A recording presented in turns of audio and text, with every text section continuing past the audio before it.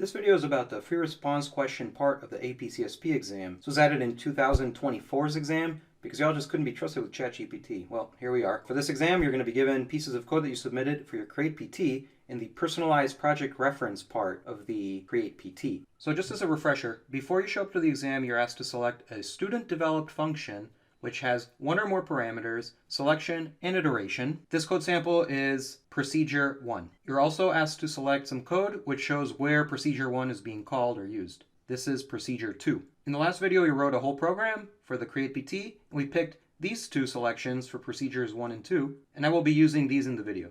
You also have to provide code where you show how data is stored in the list you provided in your program. This is list 1. And finally, you need to show a sample of how data is being used from the list. This is list 2. These are the examples from the other video where I show list 1 and list 2. If you look closely, they might seem familiar. They're actually the same two functions that I used for procedure 1 and procedure 2. They're just reversed because they happen to use the list in the way that is described in the requirements. Okay, let's get to the free response question. Now, you're not going to be told the question before the exam, but they are going to give you this, which tells you all kinds of stuff that you'll be asked in the free response questions. You can use this to make your own questions or just to study for them. You're also given this extremely handy resource right here, which is going to provide you with last year's questions as two different sets, and it's going to give you sample answers with a whole bunch of notes as to why students did or did not get the points for their answers. I'm going to provide the links to these in the video description. All right, let's start with set 1. So set 1 is going to have 4 questions. It's going to have question 1 and then questions 2, A, B, and C. We start with set 1, question 1 right here. The question is, programs accept input to achieve their intended functionality. Describe at least one valid input to your program and what your program does with that input. Now notice that this one actually doesn't look at one of the specific procedures. It's talking about your program as a whole. This is going to depend a lot on your project. Most inputs for most projects, I would say, are likely to be a button or a text box input or something like that, or maybe a command line. You type something in and press enter. For the project that we did in the last video, if you recall, it was a top list of games. And the way it worked is you typed in a game into the search box and you hit enter. So the way I would answer this question is as follows. I would say one valid input to the program would be your favorite game of all times. You would type it into the text box and you would hit the add button, which would add your input into the list to be displayed on the output, which is the list of favorite games so far. Now, in general, what this question is trying to test is how well you understand the concept of an input. It doesn't specifically say outputs, but it also does ask what you do with that input, and in a sense, that's an output. The thing to remember about an input is that a variable, like the value of a variable itself, is not necessarily an input, nor is an argument or a parameter of a function, although the input can end up as an argument to a function. The input is specifically what you, the user, does. So like you press a button, you type something. It can also be, for example, input coming in from a text file or database or something like that. But to be honest, on student projects for this exam, it's not very common for those to be the inputs that are used. Usually it's going to be a button or something. It's going to be your interaction as a user. Okay, this is where things get interesting. The questions in question 2 tend to be a little harder, and they ask you to refer to your personalized project reference, which means that they're going to be referencing specific parts of your code. Let's look at the first question. 2A says, consider the first iteration statement included in the procedure section of your personalized project reference. Describe what is being accomplished by the code in the body of the iteration statement. So first things first, it just asks for the procedure section. It doesn't specify 1 or 2. So you can pick either of those, but since 1 is the one that has the iteration statement by default, it's probably going to be that one. Notice that if your procedure statement doesn't have an iteration because you didn't read the directions on that, you actually can't get this point.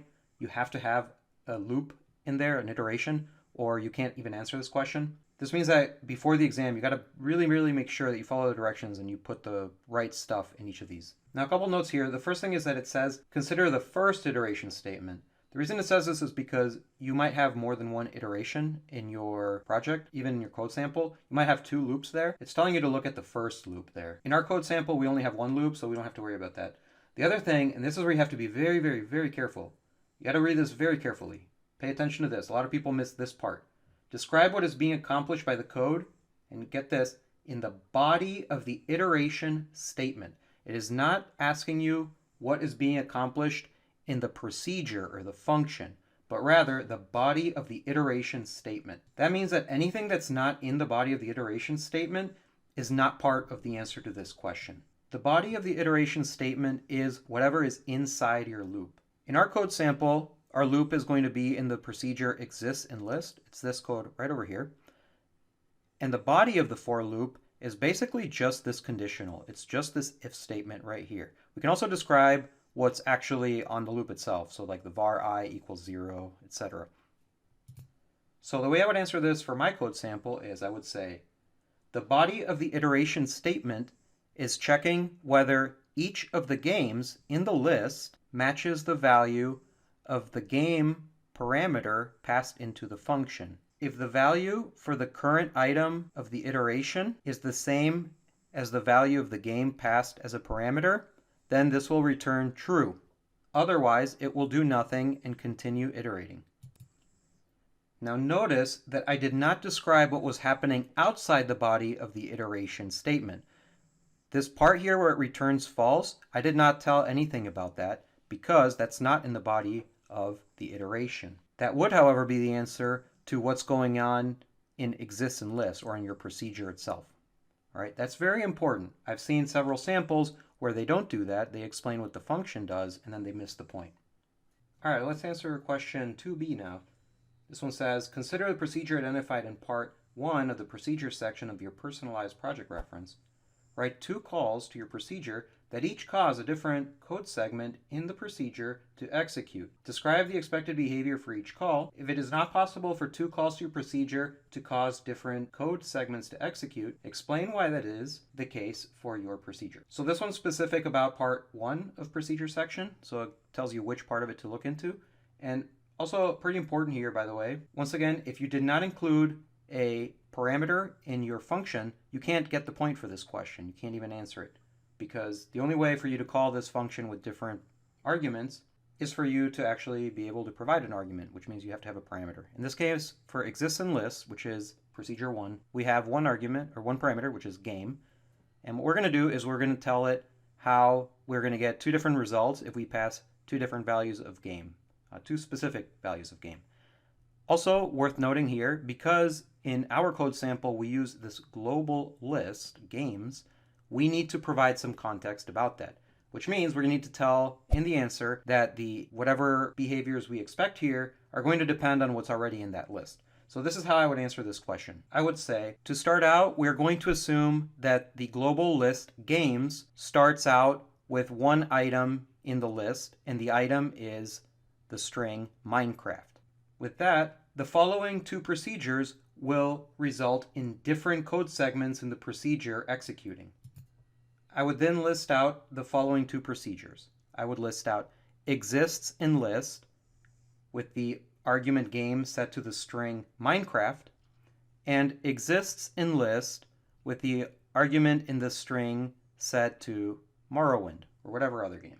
And then, following that, I will explain, for the first procedural call with the argument Minecraft, the function exist in list will enter the if statement because the first item of the list is the same as the value provided by the argument Minecraft. Therefore, exists in list will return true. If the argument is something different than Minecraft, however, it will never enter inside the if statement because it will never find a game that matches the value. Therefore, since it will not enter the if statement to return true, it will eventually go through all the items in the list and return false. Now, it's very, very important for this type of question to note this detail, which is it's asking you to show different calls that will result not in different results, but in different code segments of the procedure to execute. That means that based on the different arguments that you pass in, it's going to hit or not hit some line of code. Usually the way that'll work is because you have a selection statement or an if statement in there, and it will enter or not enter that if statement. It could also be a switch statement, if else, anything like that. or it could also be because it's returning early. If your function does not have a way to basically only execute some code with some arguments, you need to specify here why that is. And that could happen. However, that's a little bit unlikely if you have a selection statement that there isn't some situation where you do or do not enter in the if statement. All right, let's move on to 2C. I think 2C is a little bit harder than A and B in this set because it's kind of tricky to figure out what they're asking you about here. In this one, we're going to use the list, which we provided in the list part of the personalized project reference. And the way this one works is they give us this function called check validity. Check validity is going to take a value, and it's going to tell you whether something is valid or not. Now, they don't tell you what that means. They don't tell you how it works and what it's doing inside. But it doesn't really matter. That's not important for this problem. What is important is that they're telling you that you want to use this function, and you want to pass it all of the values in your list. And you're going to do that one by one. And you just have to explain here how you would do that.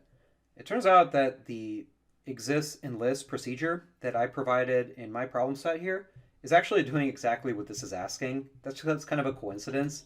But here, basically what you want to do is you're not really going to use the procedure from the procedure section. Instead, you're going to tell it how you would take the list that you provided and how you would use check validity to check the validity of each item in that list. So it's actually going to look a lot like exist in list, but instead of checking if the game is in the list, you're going to check each item in the list to see if they are valid.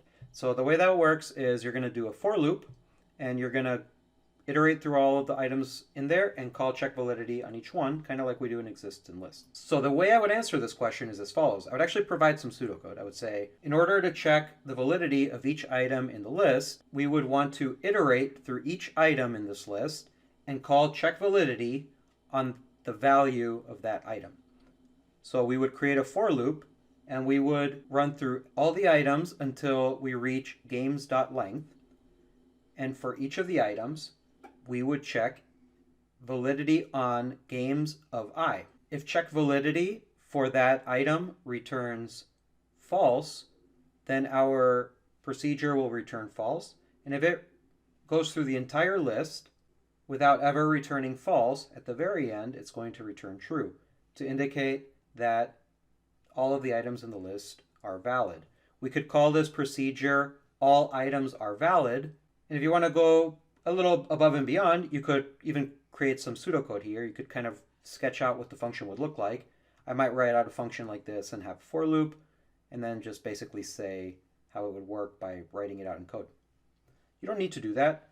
It would help. You could just explain that you're going to iterate through the list, and as soon as something is invalid, you will return false, but make sure that you don't return that everything is valid until you've gone through the entire list. So you want to make sure you return true at the very end of the list. Let's go through problem set 2. Start with question 1 from problem set 2. This is the kind of question you really want to get. These are the easiest kind of questions. It says, identify the expected group of users for your program. Explain how your program addresses at least one concern or interest of the users you identified. You can basically say anything, because anyone can really make use of your program. So for our program, we could say basically something like, the expected group of users for the program are people who want to share their favorite games with their friends. Our program can address this concern by allowing the user to type in various games into the list and then take a picture of those games to share them with their friends. There you go. This is basically just explaining what your program is for. There's not much to these questions. All right, let's move on to 2A. 2A is going to say, consider the first conditional statement included in the procedure section of your personalized project reference. Describe your conditional statement, including its Boolean expression. Describe what the procedure does in general when the Boolean expression of this conditional statement evaluates to false. So a couple things going on here. The first is it's going to ask you about the conditional statement from the procedure section. Remember, there's 2 parts in the procedure section, but only one of them requires you to put in a conditional. So we're going to want to use that one. Second, kind of like in problem set 1, asked about the first iteration. This one's asking about the first conditional. What that means is that if you have a procedure that has more than one conditional, maybe you have several if-else statements, It's asking you to pick the first one. So for our example here, we only have one, so we're going to pick that one. That's this if statement right here. Now remember, a Boolean expression is basically anything that evaluates to either true or false. So a Boolean expression is whatever is inside the if statement. So the contents of the if statement are the Boolean expression. That's the entire thing, not just part of it. In my example, the Boolean expression is games I equal game. And what this Boolean expression does is it checks whether or not the current item of the list is the same as the value of game, which is passed into the procedure as an argument. Notice that, kind of like in the previous problem set, we are not describing what our function does. We are describing only what this conditional expression does. We're not talking about whether it exists in the list. We're not even really talking about the list itself and what its purpose is. We're only saying what this particular conditional expression is doing. Now the second part of the statement does ask about the procedure. It says describe what the procedure does in general when the Boolean expression of this conditional statement evaluates to false. So in our case, what the function is doing, the function is called exists_list, and if the function evaluates to false, what it means is that the current game that we're looking at from the list is not the same as the game we're checking for. What that means is that we're going to keep looking for other games. And it means because this evaluated to false, we did not find the game in the list, so we're going to keep looking. At this point, it's not really worth, I think, mentioning that the end game is to look through the entire list, because this is really only asking you about the conditional expression and what happens in the procedure when it evaluates to false specifically. You also don't need to say what happens if it evaluates to true, because that's not what the question is asking. So make sure you're very specific and you tackle the question exactly as it's asking you. All right, let's move on to 2B. So of the 8 questions in both problem sets, this is the question that got the lowest score. The average on this one was 0.2 out of 1. Basically like 20% of people got this one. It's pretty bad. But actually, if you read this question, I feel you can kind of understand why. I have beef with this question. I feel this question, to be quite honest, is quite poorly written. And it's also a little bit unfair. And the reason it's unfair is because this question is a lot harder to answer for some programs than for others. It's actually going to be a little tricky for us to answer this one for our problem. So the question says, consider the procedure and procedure call identified in parts 1 and 2, procedure section of the personalized project reference. So we're going to look at basically the procedure, exists_list, as well as where it's used, which is over here. Now there's 2 parts to this. The first part says, describe the outcome that your procedure call is intended to produce. Now this part's pretty straightforward. It's kind of describing what is the point of this procedure in this particular call. Now this can take 2 forms. In our project, because we use a variable here for the game, this variable is based on whatever you added to the list through the text box. The purpose of the procedure in this call is to check whether the game that the person put into the text box is already in the list. So the outcome that it's intended to produce is that if the game is already in the list, this procedure should return true, and if the game is not already in the list, this procedure should return false. That would be the expected outcome. Now in the simpler case, you might have a procedure where the argument that you pass in, whereas ours is a variable game, it might actually just be something hard-coded, like a string. You might pass it a string that you know ahead of time instead of a value of a variable. And in that case, it's very straightforward to know what the expected outcome is of the procedure, because you already told it what the value is that you're passing. For example, if my procedure that I passed into the code here, like the code that I had included, was something like exists_list and then the game Minecraft directly, we already know what the outcome of that is, provided we can assume something about how our list of games looks from the beginning. Now, to be honest, most projects don't have that set up, so I don't know why they assume that that would be the case. Instead, what we're going to do is we're going to basically have to answer the rest of this question based on an assumed value for the first call. So we're going to say something like, we'll assume that the first call to exists_list has the value of game of Minecraft. And we're also going to assume that Minecraft is not currently in the list. The second part of this question is going to ask us to create a different call with a different argument, and that different call with the different argument is going to have to produce the same result. Let's read that real quick. It says, write a new procedure call with at least one different argument value that will produce the same outcome. So if our list is empty or doesn't have Minecraft in it, we expect the outcome to be that it returns false. So we're going to create another procedural call with a different argument that is also expected to have the same outcome. Basically, we can say if we have a list that doesn't have any items in it, we can get the same outcome if we call exists_list with the game Morrowind. Since Morrowind is not in the list, we will also expect that the procedure is going to return the same value. It's going to return false. Now notice the end of this question. It says, if it's not possible to write a new procedure call that produces the same outcome, explain why this is not possible. So this is going to apply to some projects. So for example, if you have a procedure where if the value of the argument that you pass in is 1, it says something. It says like, you win the game. In that scenario, the only possible way for you to get into that situation is for you to pass 1 as the value for that argument. And if that's what you included in your code, there's no other way for you to create a procedure that can get that same outcome, because the only possible argument you can pass in that will say you win is 1. All right, let's get to 2C. I actually really dislike 2C, probably much more than 2B. I think 2C is not a great question, but let's get to it anyways. The question says, consider the procedure identified in part 1 of the procedure section of your personalized project reference. It says, identify the parameters used in the procedure. And it says, explain how your identified parameters use abstraction to manage complexity in your program. Now the first part of this is pretty straightforward. It says identify the parameters used in the procedure. Pretty important, once again, to understand the difference between parameters and arguments. The parameters are what defines your function. Exist and list, game is the parameter, but when I use exist and list, I call it with different values. Those values are the arguments. So if I call exist and list with Minecraft, Minecraft is the argument. The question says identify the parameters used in the procedure. That's very straightforward. I can just say this parameters used in this procedure is the variable game, or the parameter game, and this is the value of the game that we are checking to see whether it's in the list.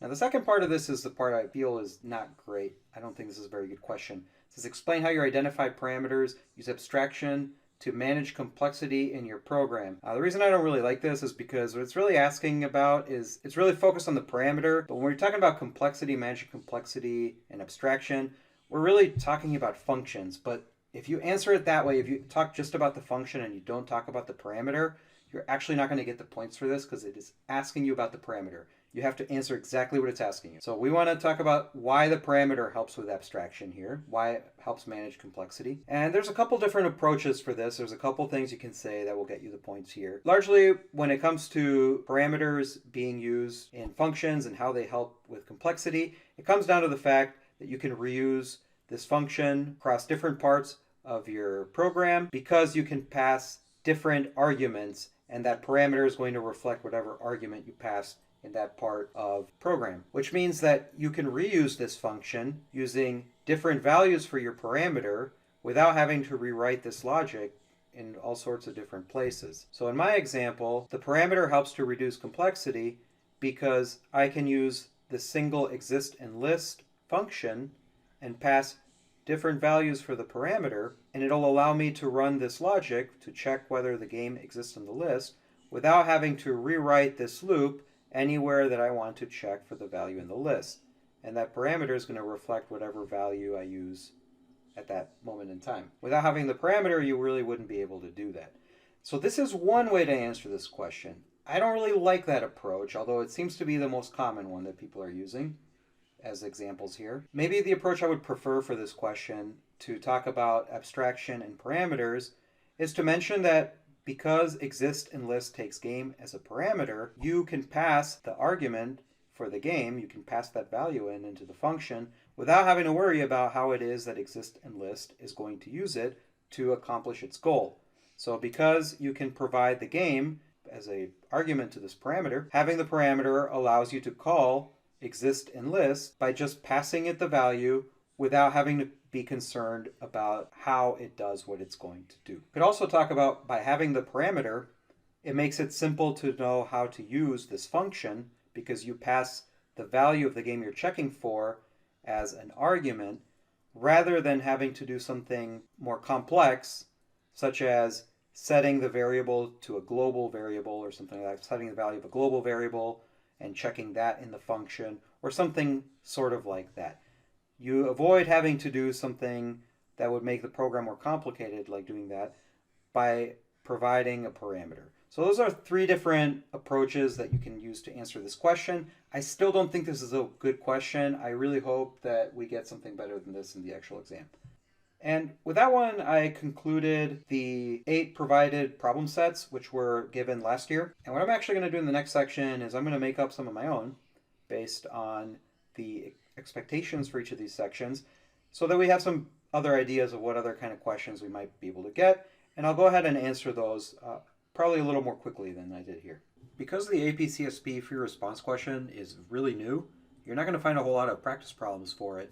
However, they do provide you with this list of expectations for what you might expect for each of the 4 questions. And while it's not the exact questions, it gives you a pretty good idea of what sort of things they are going to ask you here. So what I'm going to do in this section is I'm actually going to provide some samples of questions that could be asked for each of these sections based on my experience with this class in the past. The questions in section 1 should pretty much be a give me. They should be free points essentially. As long as you have some kind of program, you should be able to answer these. They're going to revolve around kind of like the purpose of your program, inputs, outputs, just generally identifying what your program does. But here's some creative questions that you might see that might kind of go a little bit beyond that. So question 1, identify a group of users that might not be expected to use your program. How might they interact differently than the target audience? This is where you might say something like this group of users might not know how to use the inputs and outputs, or they might not understand the purpose, so they might be confused about how to actually answer the prompt. That doesn't say anything bad about your program. It's just programs have their intended users, right? Another question you might get here is describe the outputs of your program. Describe at least one valid output. Using the example that I provided for the earlier parts of this video from the previous video, you might say that the outputs would be the list of games is the output. That is the games that are printed to the screen on the section in the middle of the screen. That would be the output of this program. But outputs could have other forms, like sound effects are outputs. Even the visuals. If you have a video game, if your project is a game and you're moving your characters, the keyboard presses or mouse clicks are the inputs, and the outputs are the actual animations that you see. The visuals with the characters moving around, or any text that shows up on the screen. Those would be outputs. Third question here we could ask is, describe an invalid input to your program. If your program cannot have invalid inputs, explain why. So for my example, for my project, what I would consider an invalid input is, for example, empty text. So if the user doesn't type anything into the text box and hits the add button, that is an invalid input. We don't want to accept such an input. Of course, not every project has invalid inputs. So for example, if you have a game as your project, it's possible that all the inputs that are expected are valid. Any movement that you do or any mouse clicks are all valid, although you might argue that clicking outside of the screen might be an invalid input. You can be pretty creative about this, but honestly, I feel this question itself is a little bit outside the box. Generally, for written response 1, it's going to be pretty straightforward. Written response 2A is probably the broadest spectrum of the types of things you can expect to see, and it's going to generally revolve around being able to identify parts of your program and explain them. So looking at conditionals and saying how they work, looking at loops and saying how they work, looking at procedures and saying how they work, explaining some logic, explain why it works, things like that. This section is algorithm development, so it's basically explaining algorithms. Now, as it turns out, some of the things that are applicable for 2A could also be applicable for 2B or 2C, and vice versa. Let's look at some possible examples here. So here's the sample for 2A to start with. You might say, consider the section of your code in part I, which called the procedure in part II, so part 2, of the procedure section of your personalized project reference. Describe the purpose of this function call and what arguments are expected when running your program. Now, this one is not asking about the procedure itself. It is asking about the call to the procedure. So why is the procedure getting called? So not what does the procedure do in general, but what does it do in this context? What does it do when called in this specific place? For my example, you would say that it is being used here to ensure that we are not trying to add duplicate items of the list content. So if we're adding a game to the list, we want to make sure we don't add a game that already exists. And that is the purpose of this procedure call. It's pretty important to recognize the difference between the procedure and the procedure call. The procedure is how you define it, right? It's the function that you created and what it does. And the procedure call is how you use that function. This also asks for you to explain what arguments are expected when running the program. In the case of my program, the arguments expected are the game that you're adding to the list. And for your examples, it might vary by quite a lot of different things. And that one, you just want to explain what kind of arguments you might expect and how they might differ from case to case. Let's look at another example here. Consider the conditional expression provided in 2. Explain a condition that would cause it to evaluate to true and a condition that would cause it to evaluate to false. What would the user have to do to achieve each of these outcomes? This is a pretty common setup, which is like looking at a conditional expression or an iteration or something like that and saying, what could cause this or what could cause that? And in this situation, what you might say is you might say that the condition will evaluate to true if the game is already in the list, and it would evaluate to false if the game is not in the list. And here we're putting it in pretty abstract terms, right? We're not talking about the specific lines of code. We're talking what this code means. Now, in order to achieve this, you might say for the condition to evaluate to true, the user would have to add a game to the list by typing it into the input and hitting the add button, and then they would have to try to add the same game to that list. That would cause the condition to evaluate to true. And you could get the condition to evaluate to false by adding a game to the list for the first time or adding a game to the list that wasn't already in the list. Note that this is also a good candidate to be a question asked in section 2b. We'll get to that one later. So here's the third question we might be asked here. It says, consider any iteration statement in the procedure provided in 2. Describe a situation where 2 different calls to this procedure result in different numbers of iterations of this iteration statement.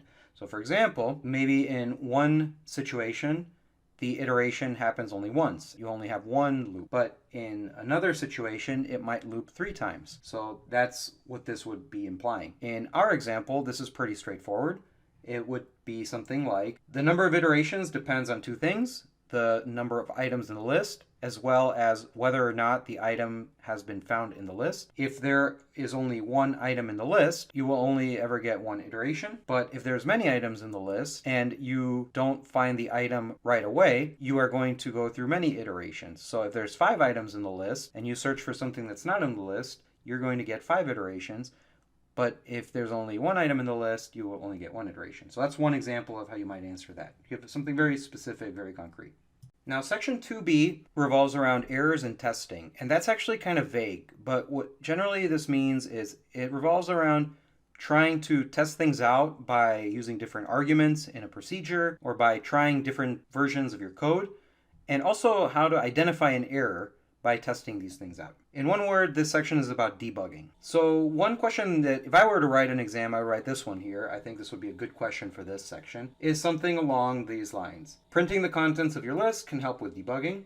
Explain how you might write a procedure that prints each item in your list preceded by its index. For example, item 1, item 2, third item in this list would become 0.item1, 1.item2, 2.item, third item. What this would be is basically you are going to traverse the list. You're going to iterate through it item by item, and you're going to print that item in its own line. But before you do that, you're going to print the index it's in. So you're going to use a for loop here because the for loop keeps track of the index. And when you print the line, you're going to print the index followed by the item in the list. So games I, for example. So in my example, you would traverse the list of games, and then in the line, you would print to the console or print to whatever. You would print I for the index dot item 1, which would be the games of item. So it would look kind of like this. Now this is also a good candidate for section 2c because as we'll see there in a little bit, a lot of the questions in 2c revolve around iteration and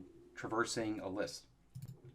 But the reason this is a good question for 2b is because this is a classic way of debugging things, is to print out the contents of your data structure. So another question for 2b could be something like this. Could be, consider a procedure you provided in part 2. Explain how you would test that this procedure worked as intended without looking at its contents. What arguments would you use to ensure it was bug-free? How would you know when your testing was sufficient? This is a tricky question, but this is actually a question that I've seen a lot in practice exams outside of the free response question. So this is very much a type of question you would see in an AP CSP in general.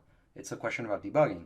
And what this is basically asking is if you're giving a procedure, in this case the procedure that you provided, but you don't know anything about what's inside, you don't see the code inside of it, how would you test that it works correctly using just the arguments? So in my example, this would be pretty straightforward. I would say I would first try adding items to the list by using a game that is not in the list because the list is empty. I would see that this function returns false because the item is not in the list because the list is empty. Then I would try passing in arguments that are items I know are already in the list because I just added them, and I would expect those to return true because those items are in the list. I would try passing in other values such as empty, just an empty string, to make sure that that works. And I would try calling this function multiple times with the same string to make sure that it's able to handle checking for existing items more than once. Now, this last part of the question here, which is how would you know when your testing was sufficient, is actually an extremely hard question to answer.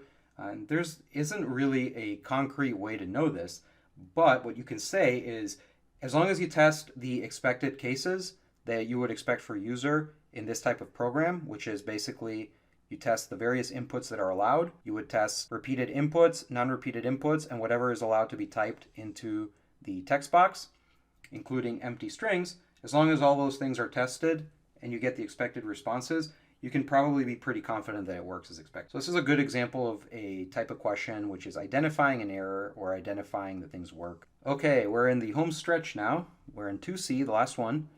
So this section is going to be about abstraction.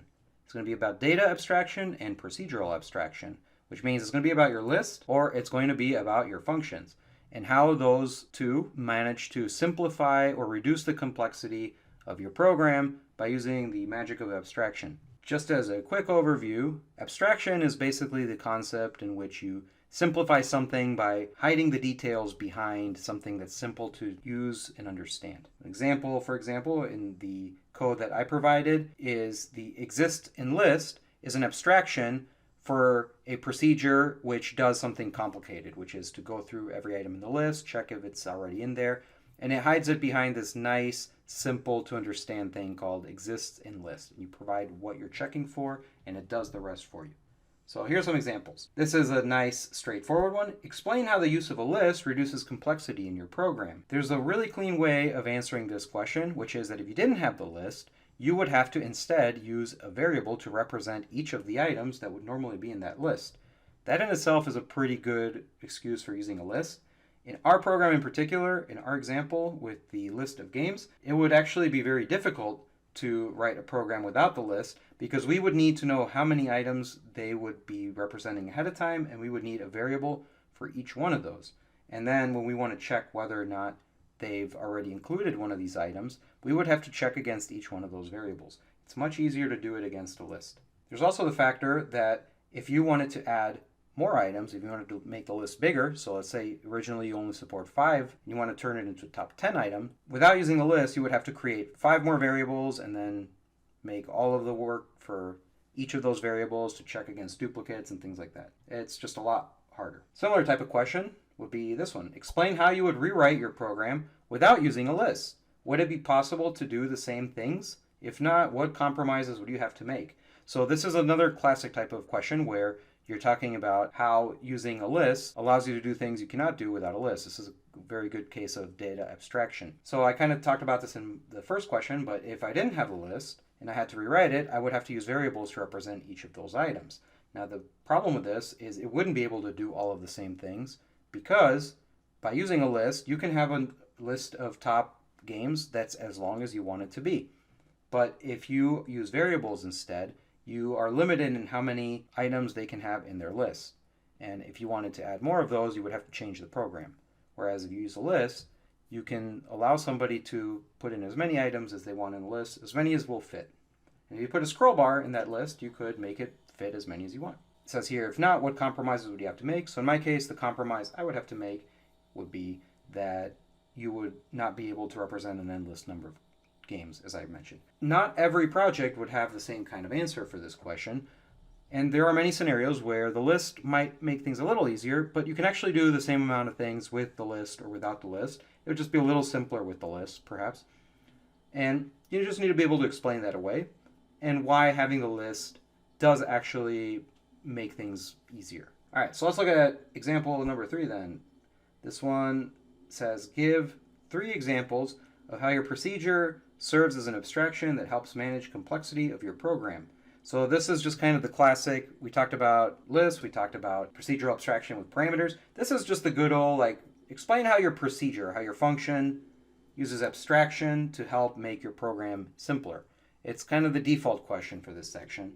And this is a very straightforward question, probably a little too straightforward for this section. The procedure serves as an abstraction because it hides all the details inside, but it's also reusable. It's something you can use many times. So in this case, I only use this procedure in one part of my program, but you could see a scenario where I might use this procedure in multiple parts of the program anytime I want to see whether or not something is already in the list.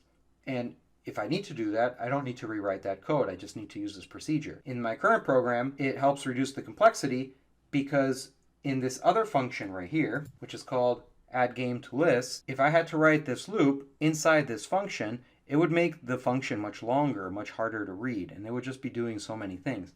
Instead, I'm able to separate this out into its own procedure, and I just call a procedure here, and it makes the code much easier to read and much easier to process. Also, if I want to change anything about the code, I have to change it only here in exist and list, and I don't need to do any changes anywhere else. Those are kind of the classic examples of how a function or a procedure can help reduce complexity of the program in general through abstraction. All right, and we did it. We went through all of the different questions and sample questions and problem sets. That's the free response question. I really hope this was useful for you. This took me a long time to edit and write and read and say.